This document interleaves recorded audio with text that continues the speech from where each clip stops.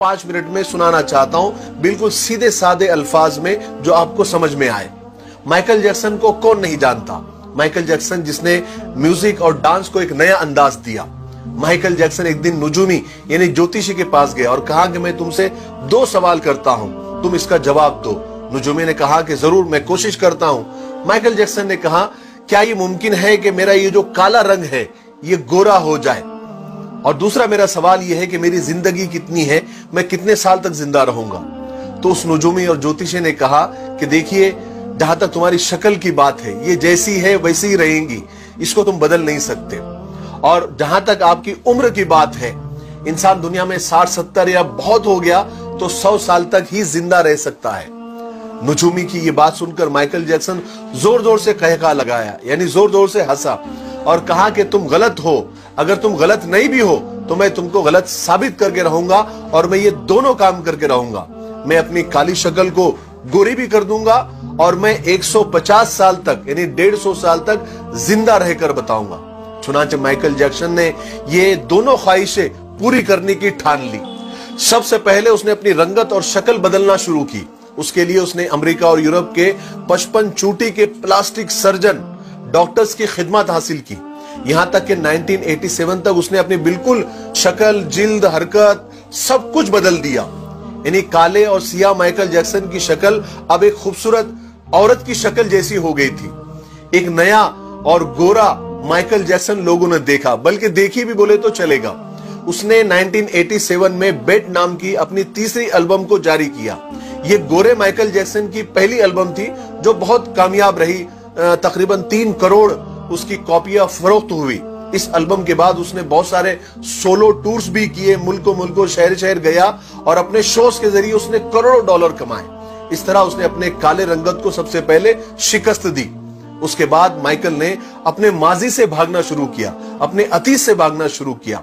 उसने तमाम अपने खानदान से रिश्ते नाते तक तोड़ लिए, अपने एड्रेस चेंज कर लिए, यहां तक के पैसे के दम पर उसने गोरे माँ बाप तक खरीद लिए और उसने अपने पुराने दोस्तों से जान छुड़ा ली।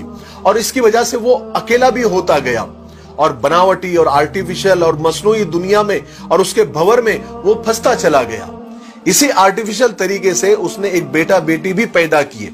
अब बारी थी 150 साल तक जिंदा रहने की और उसने 150 साल जिंदा रहने के लिए वो जतन किए, वो तरीके अपनाए जो हम सोच भी नहीं सकते।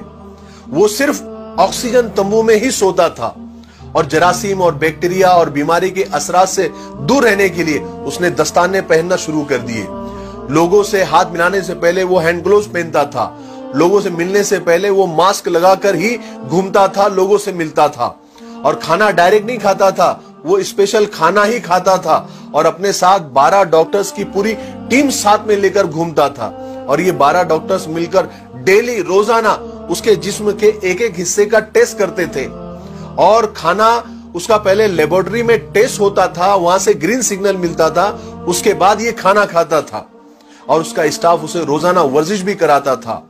यहां तक कि आप यकीन मानिए, उसने एक्स्ट्रा फेफड़े, दिल, गुर्दे, जिगर, आंखें सबका एक्स्ट्रा बंदोबस्त करके रखा था। यानी ऐसे डोनर्स तैयार करके रखा था जिसके घर का पूरा खर्च माइकल जैक्सन उठाता था।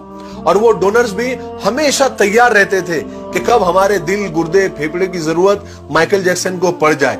और इन सब कारनामे करके माइकल जैक्सन को इस बात का यकीन हो गया था कि अब वो 150 साल तक आराम से जिंदा रह सकता है। फिर एक दिन 25 जून की रात आई। माइकल जैक्सन को सांस लेने में दुश्वारी, तकलीफ होना शुरू हुई। डॉक्टर्स को जैसे मालूम पड़ा, उन्होंने मुल्क भर के सारे डॉक्टर्स को माइकल जैक्सन के घर पे जमा कर दिया। दुनिया भर के डॉक्टर्स उसे मौत से बचाने की कोशिश करने लगे, लेकिन नाकाम हुए, फेल हुए। मजबूरी में हॉस्पिटल ले जाना पड़ा।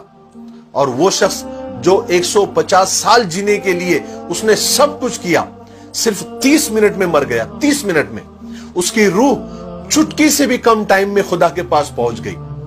माइकल के मरने की खबर 10 मिनट में उस वक्त गूगल पर 10 लाख लोगों ने पढ़ी और गूगल का उस वक्त का सबसे बड़ा ट्रैफिक रिकॉर्ड था।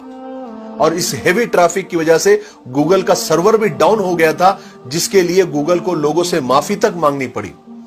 पोस्टमार्टम के बाद पता चला कि बहुत ज्यादा हद से ज्यादा एहतियात करने की वजह से माइकल जैक्सन का पूरा अंदर से जिस्म ढांचा बन गया था। वो गंजा था, उसकी पसलियां टूटी हुई थी, उसकी टांगों और हाथों पर इंजेक्शन के हजारों निशान थे, हजारों सुराख थे, और प्लास्टिक सर्जरी की वजह से वो पेन किलर का मोहताज हो गया था। लेकिन ये सारी एहतियात, ये डॉक्टरों की टीम, ये डोनर्स की टीम, ये इंजेक्शन, ये गोलियां, ये दवाइयां उसे मौत से नहीं बचा सकी।